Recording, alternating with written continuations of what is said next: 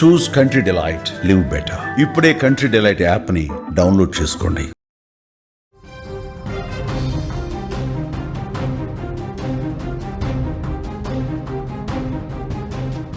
సహస్ర హత్య case mystery వీడింది. హంతకుడు ఎవరో కాదు, అదే కాలనీలో ఉండే ఒక 10వ తరగతి కుర్రాడని తేలింది. పక్కింట్లోనే ఆ కుర్రాడు ఉంటాడని కూడా బయటపడింది. ఇంట్లో 80,000 రూపాయల దొంగతనం కోసం వచ్చి అడ్డుకున్న సహస్రను అత్యంత దారుణంగా చంపేశాడని పోలీసులు కనిపెట్టారు. మొత్తానికి ఎవరైతే అనుమానితుడుగా ఉన్న 10వ తరగతి కుర్రాడున్నాడో అతన్ని అదుపులోకి రాత్రే తీసుకున్నారు. అదుపులోకి తీసుకొని విచారించి కొద్దిసేపటి క్రితమే ఎస్ఓటి పోలీసులు, కూకట్పల్లి పోలీసులు ఈ మిస్టరీని ఛేదించారు.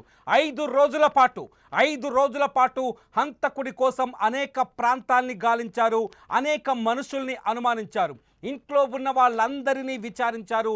అయితే పక్కింట్లోనే ఈ కుర్రాడు ఉన్నాడని, ఈ 10వ తరగతి కుర్రాడు పక్కింట్లోనే ఉండేవాడని, రెగ్యులర్గా ఈ ఇంటికి వచ్చి వెళ్ళే కుర్రవాడేనని, ఈ ఇంట్లో కనిపించే కుర్రాడే కాబట్టి హంతకుణ్ణి గుర్తించడం ఆలస్యమైందని పోలీసులు చెప్తున్నారు. 10వ తరగతి కుర్రాడు కనీసం కేవలం 15 ఏళ్ల వయసు ఉంటుంది.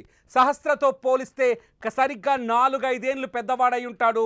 ఈ 4-5 ఏళ్ల పెద్దవాడు 80,000 దొంగతనం చేయడం కోసం, సహస్ర ఇంట్లో దొంగతనం చేయడం కోసం వచ్చి అన్యాయంగా చిన్నారిని అత్యంత దారుణంగా వాళ్ళింట్లోనే ఉన్న కత్తితో పొడిచి చంపాడని బయటపడింది. అంతేకాదు ఈ 10వ తరగతి చదివే ఈ కుర్రాడు, అతని పేరు చెప్పడానికి లేదు, మైనర్, అతని పేరు చెప్పడానికి వీల్లేదు.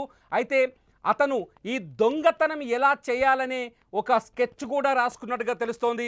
ఒక పేజీ మీద, ఒక పేపర్ మీద దొంగతనం, ఆ డబ్బుని ఎలా దొంగతనం చేయాలని ఒక పేజీ మీద ప్లాన్ ఆఫ్ యాక్షన్ రాసుకొని ఆ ప్లాన్ ప్రకారమే ఆ ఇంట్లో చొరబడి దొంగతనానికి ప్రయత్నించాడు. అయితే ఆ ఇంట్లో సహస్ర కూడా ఉంది, ఒక్కతే ఉందనే విషయం తెలియకపోవటం, ఇంట్లోకి చొరబడిన తర్వాత సహస్ర 11 ఏళ్ల వయసు కాబట్టి సహస్ర అడ్డుకునే ప్రయత్నం చేయడంతో సహస్రని అత్యంత పాశవికంగా 20 సార్లు చచ్చిపోయిందా అని కన్ఫామ్ చేసుకునే వరకు, చనిపోయిందని కన్ఫామ్ చేసుకునే వరకు అత్యంత దారుణంగా పొడిచి చంపినట్టు మొత్తానికి పోలీసులు బయటకు గుట్టును లాగేశారు. అన్యాయంగా ఒక పసిబిడ్డని 80,000 రూపాయల కోసం 10వ తరగతి చదివే ఒక కుర్రాడు ఇంత దారుణానికి ఒడిగడతాడని ఎవ్వరూ ఊహించలేదు. సహస్ర హత్య తర్వాత పోలీసులు దాదాపు 5 బృందాలుగా విడిపోయారు, 5 ప్రాంతాల్లో సంచరించారు. సహస్ర హంతకులను వెతికేందుకు రకరకాల కోణాల్లో విచారణ జరిపారు. ఏదైతే సహస్ర నివాసం ఉంటుందో ఆ ఇంట్లో ఉన్న పురుషులందరినీ తీసుకెళ్ళి విచారించారు. కొన్ని పేర్లను కూడా బయటకు తీసుకొచ్చారు, కొన్ని రకాల కథలు కూడా వెలుగులోకి వచ్చాయి. కానీ ఇవన్నీ అబద్ధాలని, అవాస్తవాలని, కేవలం ఒక 10వ తరగతి చదువుతున్న కుర్రాడు ఈ దారుణానికి ఒడిగట్టాడని చివరికి నిర్ధారణకు వచ్చారు పోలీసులు. సహస్రాన్ని హత్య చేసేందుకు వచ్చిన కుర్రాడు గతంలో కూడా ఈ ఇంటికి పదే వచ్చేవాడని కూడా పోలీసులు స్పష్టత ఇస్తున్నారు, కూకట్పల్లి పోలీసులు. దీంతో ఆ 10వ తరగతి కుర్రాడి ఇంట్లోకి వచ్చి వెళ్ళటాన్ని ఎవరు అనుమానంగా చూడకపోవడం, ఆ కుర్రాడే ఈ హత్య చేసి ఉంటాడని ఎవరు అంచనా వేయకపోవడం, ఆ కుర్రాడి ఇంటికి రెగ్యులర్గా వచ్చేవాడు కావడంతో తెలిసిన వ్యక్తిగా ఇగ్నోర్ చేయటంతో ఈ హత్య కేసు మిస్టరీగా మారింది. కొంతసేపు మిస్టరీగా, అంటే హంతకుణ్ణి పట్టుకోవడం అతిపెద్ద సమస్యగా మారింది. కేవలం 10వ తరగతి చదివే ఒక కుర్రాడు ఇంత దారుణానికి ఒడగెడతాడని ఎవ్వరూ అంచనా వేయరు. 10వ తరగతి చదివే ఒక కుర్రాడు ఇంత కిరాతకంగా, ఇంత క్రిమినల్ మెంటాలిటీతో ఉంటాడని, అతని సైకలాజికల్ పరిస్థితి ఏంటని, అతని మానసిక పరిస్థితి ఏంటని ఎవ్వరూ అంచనా కూడా వేయలేదు. సో 10వ తరగతి చదివే ఒక కుర్రాడు ఇంత పకడ్బందీ ప్లాన్ చేసి హత్య చేసి దొరకకుండా తప్పించుకొని తిరుగుతాడని కూడా ఎవరు అంచనా వేయలేదు. బహుశా ఆ ఇంట్లో ఉండేవాళ్ళు కూడా, లేకపోతే ఆ కాలనీలో నివాసం ఉండేవాళ్ళు కూడా ఈ అంచనా వేసి ఉండరు. ఎప్పుడైతే పోలీసులు మఫ్టీలో వచ్చి ఆ బాలుని తీసుకెళ్లారో అప్పటి నుంచి సాధారణ విచారణ అనుకున్నారు, కానీ విచారణలో అసలు విషయం వెలుగులోకి వచ్చినట్టుగా స్పష్టంగా అర్థమవుతోంది. 10వ తరగతి చదివే ఒక కుర్రాడు అన్యాయంగా ఇంత రౌడీలాగా, ఇంత క్రిమినల్ లాగా, పెద్ద పెద్ద పేరు మోసిన దుండగులు కానీ హంతకులు కూడా చేయలేని స్థాయిలో ఒక పకడ్బందీ ప్రకారం ఒక స్కెచ్ వేసుకొని పేపర్ మీద ఈ మర్డర్ స్కెచ్ రాసుకున్నాడు. చెప్తున్నారు అక్కడున్న పోలీసుల నుంచి అందుతున్న సమాచారం ప్రకారం ఏంటంటే అతని మోటివ్ ఏంటంటే ఎవరైతే సహస్ర ఇంట్లో ఉన్న డబ్బును కొట్టేయాలి. సహస్ర ఇంట్లో వాళ్ళ అమ్మ నాన్న ఇద్దరు జాబ్కి వెళ్తారు, పొద్దున్నే ఇంటికి తాళమేసి వెళ్తారు, ఇల్లు పెంట్ హౌస్లో ఉంటుంది కాబట్టి కింది పోర్షన్స్లో ఉండేవాళ్ళు కావచ్చు, ఆ పెంట్ హౌస్ దగ్గరికి వచ్చే వాళ్ళ సంఖ్య చాలా తక్కువగా ఉంటుంది.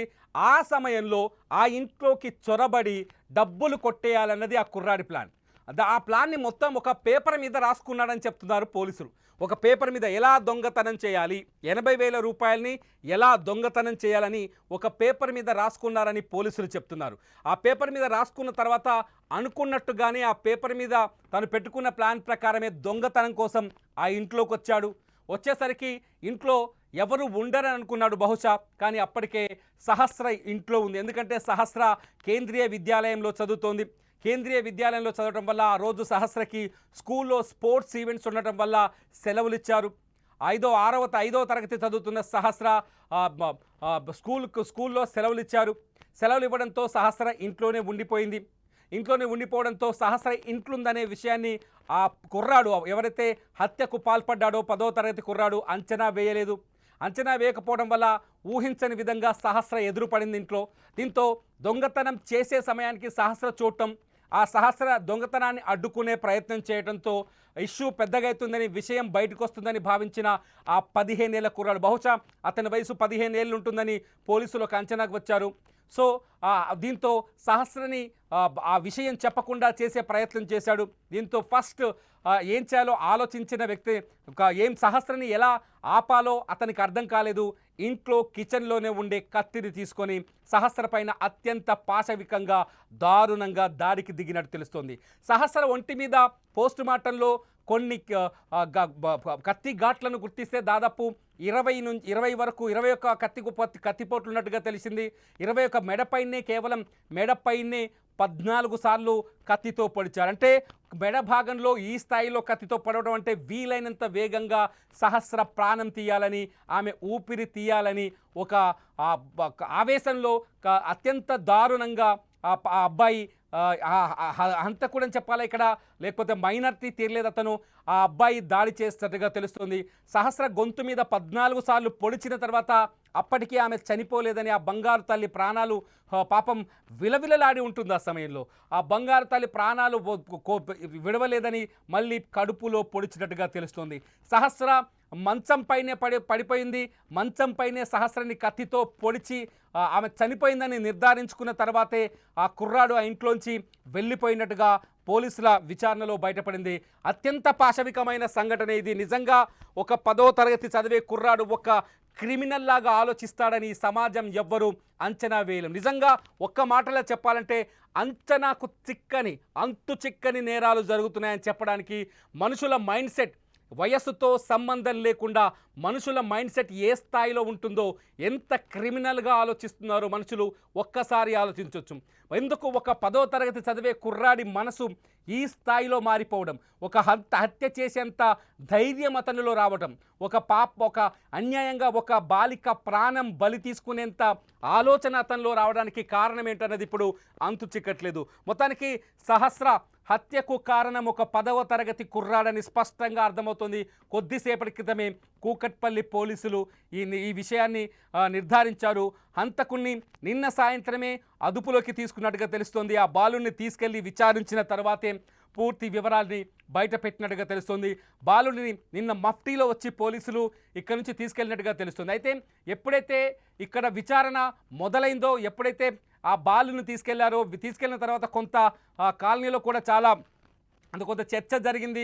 ఏంటంటే అందరినీ వరుసగా విచారించడం, సహస్ర హంతకుడు దొరకపోవడంతో కొంత ఆందోళన చెలరేగింది కాలనీలో. నిన్న సహస్ర హంతకులు పైన ఎవరి ఇష్టం వచ్చిన వాదనలు వాళ్ళు చేయటం, కొంత ఎవరిని పడితే వాళ్ళని అనుమానించడంతో కొంత ఆందోళన కూడా కలిగింది. కానీ ఒక 10వ తరగతి కుర్రాడు, నిజంగా ఒక హత్య చేయడానికి ఏదో ఒక రీజన్ ఉంటుంది. ఈ సహస్ర మర్డర్ని మనం చూస్తే 20 సార్లు కత్తితో ఆమె పైన దాడి చేయడంతో మనం అనుకున్నాం ఇది ఖచ్చితంగా కుట్రపూరితమైన మర్డర్ అయి ఉంటుందని చాలామంది ఎక్స్పెక్ట్ చేశారు. పోలీసులు అదే చెప్పారు. మనం కూడా గతంలో జరిగిన ఇన్సిడెంట్స్ ఆధారంగా చూస్తే చాలా కుట్రపూరితంగా కఠినాతి కఠినమైన అంటే ఒక పగతో రగిలిపోయే వ్యక్తులు మాత్రమే ఇటువంటి హత్యలు చేస్తారు. కాబట్టి సహస్రని చంపిన వాళ్ళ వెనుక ఏదో పెద్ద మోటివ్ ఉందని అందరూ అంచనా వేశారు. సహస్రని చంపడానికి ఖచ్చితంగా పాత కక్షలో పాత పగలో అయ్యి ఉంటాయని కూడా అంచనాలు వేశారు. ఈ నేపథ్యంలోనే సహస్ర కుటుంబ సభ్యుల నుంచి కూడా వీలైనంత ఎక్కువ సమాచారాన్ని తీసుకునేందుకు పోలీసులు ప్రయత్నించారు. 2-3 సార్లు వాళ్ళని స్టేషన్కి పిలిచి వాళ్ళ దగ్గరున్న అనుమానాలు కావచ్చు, వాళ్ళకి కలిగిన అనుమానాలు కావచ్చు, వాళ్ళకి గతంలో ఉన్న విభేదాలు లేకపోతే పాత శత్రువులు కావచ్చు, వీళ్ళందరికీ సంబంధించిన సమాచారాన్ని కూడా తీసుకునే ప్రయత్నం చేశారు. ఆ తర్వాత సహస్ర తల్లిదండ్రిని కూడా విచారించారు. తల్లిదండ్రుల దగ్గర నుంచి కూడా వీలైనంత ఎక్కువ సమాచారం తీసుకునే ప్రయత్నం చేశారు. అంతేకాదు సహస్ర హత్యకు గురైన ఇల్లుంది కదా, ఆ ఇంట్లో ఉండే మనుషులని పురుషులను కూడా తీసుకెళ్లారు. కొందరు పేర్లను కూడా కొంత అనుమానించారు. ఒక దశలో కొంత అనుమానించారు. ఆ తర్వాత వారిని విచారించిన తర్వాత ఎటువంటి అనుమానాలు లేవని వాళ్ళని వదిలేశారు. అంటే సాధారణంగా ఆడపిల్లలు ఉన్న వాళ్ళు కానీ తల్లిదండ్రులు కానీ పిల్లలు కలిగిన వ్యక్తులు ఎవరు ఇటువంటి దారుణానికి పాల్పడరు. ఎదుటి వాళ్ళ పిల్లలను అత్యంత దారుణంగా చంపాలనే ఆలోచన ఎవరి మనసులో కానీ మెదడులో కానీ చేతులు రావు. ముందస్తుగా మొదట చంపాలనే ఆలోచన రాదు, దానికి చేతులు కూడా రావు. అవసరమైతే నేరం దొంగతనానికి వచ్చిన వ్యక్తి అయినట్టు దొంగతనం చేసి వెళ్ళిపోయేవాడు. కానీ ఒక 10వ తరగతి కుర్రాడి ఇలా ఆలోచించాడు. ఎలా ఆలోచించాడు? అసలు ఎటుపోతుంది సమాజం అనే ప్రశ్నలు కలుగుతున్నాయి ఇక్కడ. 10th క్లాస్ చదివే కుర్రాడు ఇంత దారుణంగా 10th క్లాస్ చదివే కుర్రాడు 15 ఏళ్ల వయసులో ఇంత దారుణంగా ఆలోచించాడంటే అతని బ్రెయిన్ ఏమనుకోవచ్చు, అతని బ్రెయిన్ ఎలా ఉందనుకోవచ్చు, ఎట్లా ఆలోచించవచ్చు. 10వ తరగతి చదివే కుర్రాడికి డబ్బులు 80,000 రూపాయల అవసరం ఏమొచ్చింది? 80,000 రూపాయలు దొంగతనం చేయాలి, ఆ 80,000ని ఖర్చు పెట్టుకోవాలి. ఆ 80,000ని దొంగతనం ఎలా చేయాలో దానికోసం ఒక పేపర్ మీద స్కెచ్ చేసుకోవడం, ఆ స్కెచ్ ప్రకారమే ఇంట్లోకి చొరబడ్డ తర్వాత ఎదురుపడ్డ సహస్రని అత్యంత దారుణంగా చంపటం. ఒక మనిషిని కత్తితో పొడిస్తే చచ్చిపోతుంది అనే ఆలోచన అతనికి లేదా, లేకపోతే అతనికి ఉన్న అవసరం ముందు ఈ హత్య కూడా చాలా చిన్నదిగా కనిపించిందా? 15 ఏళ్ల కుర్రాడికి 80,000 రూపాయల డబ్బుల అవసరం ఏంటి? ఆ అవసరం ముందు ఈ హత్య కూడా అత్యంత చిన్నగా కనిపించింది అంటే ఆ కుర్రాడి మైండ్ సెట్ ఏ స్థాయిలో ఉందో అర్థం చేసుకోవచ్చు. ఎవరా 10వ తరగతి కుర్రాడు ఎందుకు ఈ పాపని చంపాడు అనేది ఇంకా పోలీసులు బయటపెట్టే అవకాశం ఉంది. అతన్ని మీడియా ముందు చూపించే అవకాశాలు చాలా తక్కువగా ఉంటాయి ఈ కేసులో. ఎందుకంటే అతను మైనర్ కాబట్టి అతన్ని మీడియా ముందుకు తీసుకొచ్చే అవకాశాలు చాలా తక్కువగా ఉంటాయి.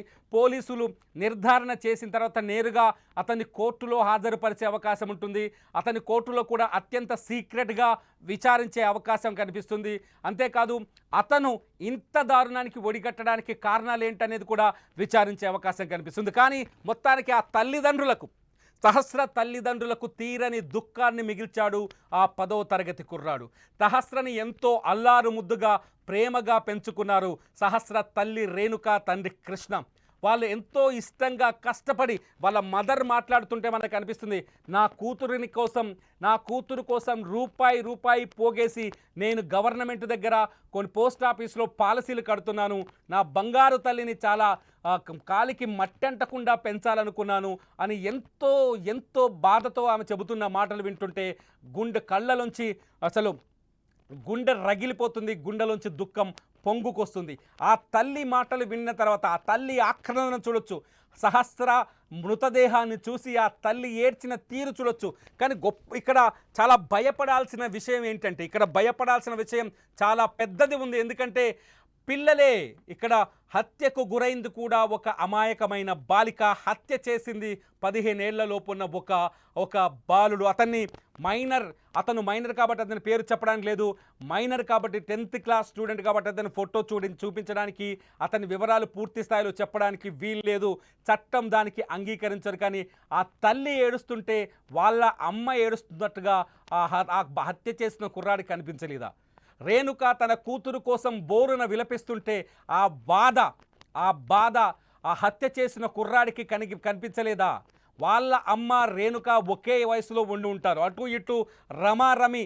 ఈ రేణుక ఎవరైతే ఈ సహస్ర తల్లి రేణుక ఉందో ఆ రేణుక అట్లాగే హత్య చేసినట్టుగా చెబుతున్న ఆ కుర్రాడి తల్లి ఒకే వయసులో ఒకే స్థాయిలో ఒకే ఏజ్లో ఉండుంటారు. ఈ అమ్మ ఎంతో ఆ అమ్మ కూడా అంతే. ఈ అమ్మకు ఎంత దుఃఖం కలుగుతుందో ఆ అమ్మకు కూడా అంతే దుఃఖం కలుగుతుంది. ఈ అమ్మ ఏడుస్తుంటే తన తల్లి ఏడ్చినట్టుగా కుర్రాడు భావించలేదా? అన్యాయంగా తనకంటే కేవలం 3-4 ఏళ్ల వయసు తక్కువ ఉన్న చిన్నారిని చంపాలన్న ఆలోచన తనకి ఎందుకు వచ్చింది? మొదటి నుంచి ఇక్కడ మనం అనుకుంటున్నాం హంతకుడు ఎక్కడో లేదు, ఆ పరిసర ప్రాంతాల్లోనే ఉంటాడని. ఎందుకంటే ఆ బిల్డింగ్లో కూడా ఉండొచ్చు అనే అంచనాలు మొదటి నుంచి ఎందుకు వచ్చాయి? ఎందుకంటే పోలీస్ జాగిలం ఆ బిల్డింగ్ని దాటి 100 మీటర్లు పరిధిని దాటి ఎక్కడికి వెళ్ళలేదు. Reason number 1. Reason number 2 police జాగిలంతో పాటు అక్కడున్న సీసీ కెమెరాల్లో కూడా ఏ హంతకుడు ఏ వ్యక్తి అనుమానాస్పదంగా కనిపించలేదు. కొంత వాళ్ళ ఫాదర్ ఉదయం చెప్పారు, కొంత సీసీ కెమెరాల్ని మరింత లోతుగా పరిశీలించాలి, ఒక వ్యక్తి గేటు లోపలికి వెళ్ళి బయటకు వస్తున్నట్టుగా అనుమానాలు కలిగాయని వాళ్ళ తండ్రి చెప్పాడు. తండ్రి చెప్పిన నేపథ్యంలో అనుమానాలు కలిగించే విధంగా కొంత విచారణ జరిపించాలన్న ఫాదర్ కోరారు సహస్ర తండ్రి. అయితే సీసీ కెమెరాల్లో కూడా ఈ బాలుడికి సంబంధించిన ఎటువంటి దృశ్యాలు పూర్తిగా దొరకలేదని, తర్వాత పరిశీలనలో సీసీ కెమెరాలో ఉన్న విజువలే కూడా ఒక కారణమని చెప్తున్నారు. సీసీ కెమెరాలో కనిపించిన ఆ విజువల్ ఆధారంగానే ఈ కేసుని ఛేదించారని చెప్తున్నారు. ఏది ఏమైనా సహస్ర హంతకుడైతే దొరికాడు. 5 రోజులుగా అటు పోలీసులని తిప్పలు పెట్టిన ఈ హంతకుడు సహస్ర తల్లిదండ్రులకు తీరని దుఃఖాన్ని మిగిల్చిన ఈ హంతకుడు దొరికాడు. 10వ తరగతి చదువుతున్న ఒక కుర్రాడు 80,000 కోసం చేసిన చోరీలో అన్యాయంగా బంగారు తల్లి సహస్ర బలైపోయింది.